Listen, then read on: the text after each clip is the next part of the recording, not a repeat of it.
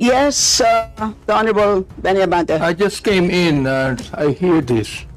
We're not talking about the budget. We're accusing each other here. I'd like to find out from the resource speaker if this is the kind of hearing that we're going to have. Sir, I am not the presiding officer of this hearing. I know. Yes, sir. But the thing is, you're asking questions, Madam Chair. The resource speaker does not have any right to ask questions. Or do you have? Where is that Madam Vice in your President, rules that Madam a Vice resource President, person this is a cannot budget hearing. request for Please, clarification? Some order, please. Some order, please. Yes, Honorable Benny Abante, may proceed. I'm just asking a question to our resource speaker. You know, because she's asking a question and she's accusing some of the members of this committee. I just would like to find out if we are the ones that have the right to ask questions and her right is to answer the questions of the committee. Okay, so we Ilan po sa akin yung point of order, Madam Chair? Yes. I think you understand me, Yes. Madam Vice President, am I right? No, sir. I'm gonna ask the chair to ask you to clarify what are my accusations. Yeah, please wait to be recognized, ma'am. Pasensya na po. So again, I'd like to remind our resource persons that you are here, you're invited to answer, to present, and you've done that. Thank you very much. And at this point in time, you're here to respond to the questions of our members, and we request you to please respond in a direct way. Salamat po, Madam Chair. Sana po ay matapos na po ito para masimulan na po natin yung budget ng Ombudsman. Po. But anyway, palagay ko po ay alam na po ng taong bayan ang mga nangyayari sapagkat karamihan po ng ating mga colleagues ay nagtanong na tungkol sa confidential fund.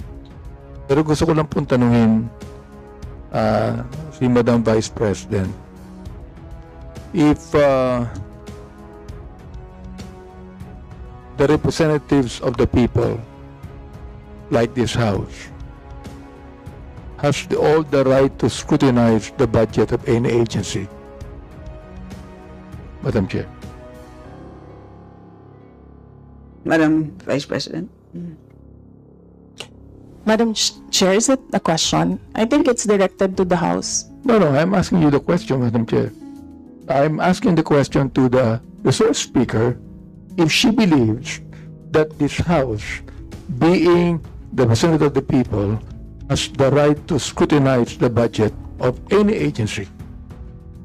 Right, precisely. That's why I say I will leave it to the Only House yes of or no, Madam Representatives to decide Madam on Chair. the proposal Madam Chair, as presented. excuse me, Madam Chair, that can only be answerable by yes or no. We, again, Chair would like to remind our guests to please be responsive to the queries of the members in the most direct manner. So please proceed, Madam Vice President. I already answered. Answer po ba yes or Madam no? Chair, perhaps my ears are not very clear, so I would like to find out if she answered yes, Madam Chair. And I will leave it to the House of Representatives I to do not decide on want the her to explain, Madam proposal Chair. as Madam presented. Chair, she has been answering the same answers since we started this query and this hearing. What I just want to ask, Madam Chair, is very simple. A simple answer of yes or no. Does the Madam Vice President believes that this House has all the right to scrutinize the budget of any agency? I'm not just referring to the agency of the Vice President. I am referring to every agency of government, Madam Chair. That can only be simply answered by yes or no. I do not need to hear the paulit-ulit na kasagutan niya. Kanina pa, gusto lang po marinig. Hindi po ako nagagalit. Oo, hindi po katulad niya, parang inis na siya. O gusto ko lang po malaman. Oo, humbly speaking, naniniwala ba siya, Madam Chair, na itong House na ito na binoto ng tao ay merong karapatan ayon sa konstitusyon na scrutinize natin ang budget ng any ahensya ng gobyerno, including Congress, Madam Chair? Madam Vice President. Madam Chair, may I request the Secretariat to put on record, cut and paste. I will forgo and I will leave my answer, my previous answer. Madam Chair, I would just like to ask, why is it very hard for her to answer yes? I'd like to ask, why is it, Madam Vice President, why is it so hard for you to answer yes when you know that the answer should be yes? Why do you have to explain? Why do you have to explain? We're simple people here. I'm not even a lawyer. You are a lawyer, Madam Chair. So, this is a simple question of a simple Filipino. Meron po bang karapatan ang House na ito na scrutinize ang budget ng bawat ahensya ng gobyerno? Yun lang po ang tanong ko. Pwede pong sagutin ito ng yes or no. Kung yes, salamat. Kung no, edi salamat din. At least nalaman ng taong bayan. Madam Vice President. Madam Chair, I will forgo the opportunity to defend the OVP 2225 I do not by question and answer. I will the leave it to the House of Representatives to decide. Order, please. Point of order, Madam Honorable Chair. Abante, you may proceed. I do not need her to explain, please. You have been giving the same answer for hours. The same answer for hours. Alam ko naman po ang pagnanais nyo. Why you answer the same for hours? Ngayon po, iba naman ang tanong ko.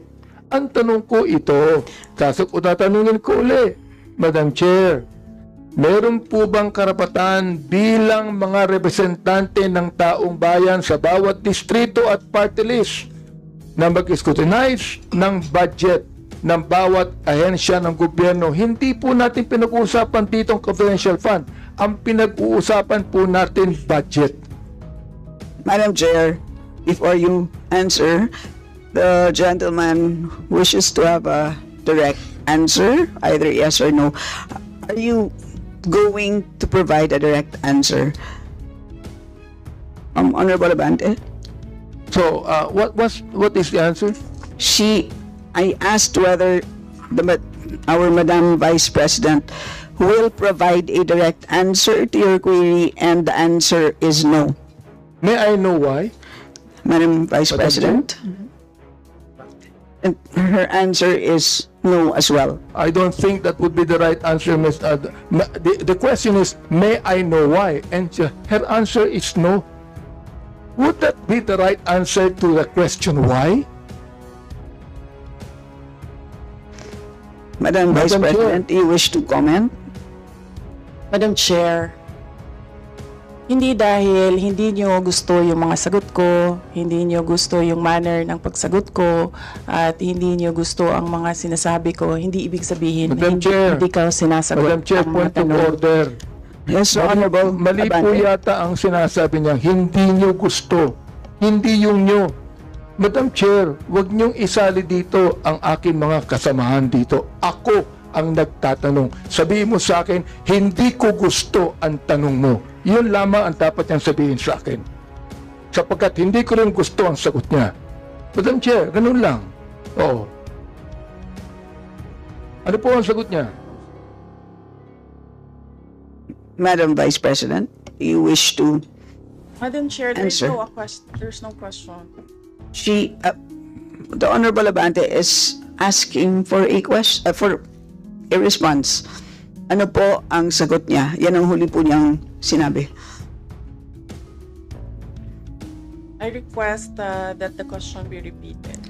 Honorable Abante, kindly repeat your question, not to be The answer is included what? in your time. To please repeat your last question. Ito po, ang tanong ko kanina, meron po bang naniniwala po ba ang ating Vice President na meron pong karapatan ang mga representante ng taong bayan ng mga distrito at mga party list na scrutinize po namin ang budget ng bawat ahensya. Hindi po lang ahensya niya, ng bawat ahensya ng gobyerno. Yes o no lang po ang sagot yan. Ang tanong ko po, Madam Chair, kanina ayaw niya sumagot. Ang sagot niya, ayaw niya sagutin. So ang tanong ko ito, may I know why? Ang sagot niya, no. Aba, Madam Chair, hindi po ako masyadong expert mag-English, pero palagay ko po naman, yung pong tanong na may I know why, palagay ko hindi po tama yung sagot na no. Madam Vice President.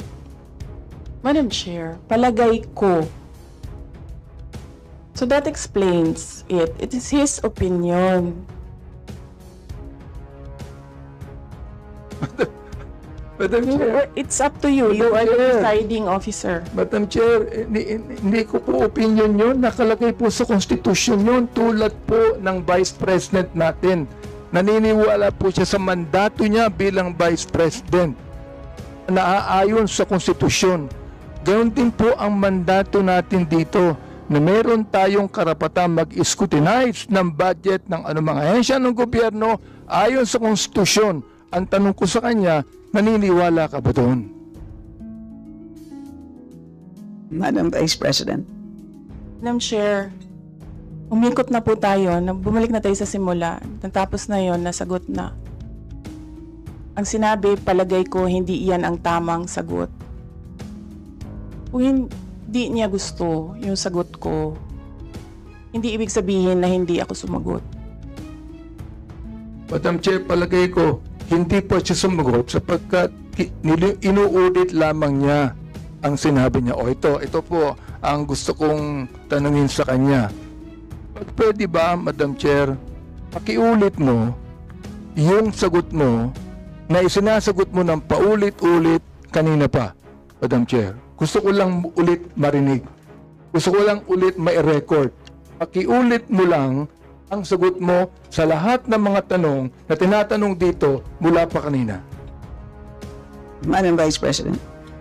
Madam Chair, I do not want to assume, so I would like to be clarified. Is this the OVP 2025 budget proposal or the confidential funds? Madam Chair, sinabi ko budget eh. Hindi ko sinabing confidential fund. Sinabi ko budget.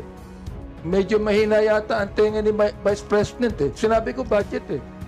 Hindi confidential fund. Sinabi ko na wala akong pakialam sa confidential fund. Ang pakialam ko ganito. Meron pang karapatan. Naniniwala ba siya na ang Kongreso ay merong karapatan mag-scrutinize ng budget ng anumang ahensya? Yun po ang tanong ko. Sagutin po niya yes or no. Ayun, ayaw niya sagutin ng yes or no, sabihin niya sa akin ang sagot niya kanina ng paulit-ulit sa lahat ng mga tanong ng ating mga kulig. I will forgo the opportunity to defend the Office of the Vice President 2025 budget proposal by question and answer, and I will leave it to the House of Representatives to decide on the proposal as presented. Madam Chair, maraming salamat po. Ibig sabihin po, yung kasagutan niya na paulit-ulit, naniniwala siya na mayroong karapatan ang Kongresong ito na i-scrutinize ang budget. Kahit ang budget na yan nagsimula ng 2023, meron pa rin karapatan ang Kongresong ito na i-scrutinize ang budget. Maraming salamat, Madam Chair. Maraming salamat po, Vice President.